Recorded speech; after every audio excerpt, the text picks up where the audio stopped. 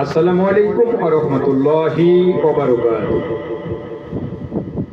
আগামী 26শে আগস্ট রোজ বুধবার 12ই রবিউল আউয়াল, রহমাতুল লিল আলামিন, দয়ার নবী, মায়ার নবী, যিনি দুই জাহানের একমাত্র উম্মতের জন্য শাফাতের কাণ্ডারী, সেই নবীর জন্ম এবং মৃত্যুদিন। সম্মানিত সুধী, এই মৃত্যুদিন উপলক্ষে আমরা সকল মুসলমান চেষ্টা করব ওই দিনই আল্লাহ পাকের সেই হাবিব রহমাতুল লিল আলামিন দয়ার নবীর উপরে দরুদ সালাম পাঠ করা, দরুদ পাঠ করা, বেশি বেশি দরুদ পাঠ করা, বেশি বেশি সালাম দেওয়া এবং নফল নামাজ পড়ে আমরা দোয়ায় মশগুল হব। সেই রসুলের ওসিলায় মহান আল্লাহ পাকের দরবারে আমরা দরখাস্ত পেশ করব। আশা করা যায় আল্লাহ রাব্বুল আলামিন তার হাবিবের ওসিলায়, আমাদের নেক আমলের ওসিলায় ইহকাল এবং পরকালে মুক্তিও দিতে পারে।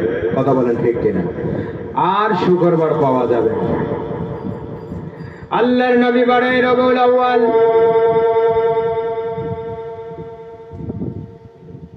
রবিউল আউয়াল মাসের 12 তারিখে আপনার আমার নবী রহমাতুল লিল আলামিন দয়ার নবী দুনিয়ার বুকে আসছে। আবার এই রবিউল আউয়াল মাসের 12 তারিখেই আল্লাহর নবী দুনিয়া ছেড়ে বিদায় নিয়ে গেছে। কাজেই এই দিনটি জানার দরকার, আমাদের বোঝার দরকার। রাসূলের জন্ম দিবস আমাদের জানা দরকার মুসলমান হিসাবে। আল্লাহ পাক রব্বুল আলামিন তার হাবিবকে দুনিয়ায় পাঠিয়ে দিয়েছেন কোন দিন, আবার বিদায় নিয়েছে কোন দিন। আমরা দুনিয়ার অনেক ওই মোল্লা সেই মোল্লার জন্ম দিবস পালন করা দেখতে পাই। সারা দেশ দেখবেন কত মানুষের জন্ম দিবস পালন হয়। বলেন তো তাদের তুলনায় আপনার আমার নবীর জন্ম মৃত্যু এই দিনটি জানা আমাদের জরুরি বেশি না? কাজে আমাদের জানা দরকার আগামী বুধবার 12ই রবিউল আউয়াল দয়ার নবী মহান নবী রহমাতুল লিল আলামিন একমাত্র আমাদের শাফাতের কাণ্ডারী ওই নবীর জন্মদিন এবং মৃত্যুদিন। আমরা চেষ্টা করব নবীকে দরুদ সালাম এর মাধ্যমে স্মরণ করা এবং তার শাফাতের আশা আকাঙ্ক্ষা পোষণ করা নিয়ে আল্লাহ পাকের দরবারে বিনতি জানাবো।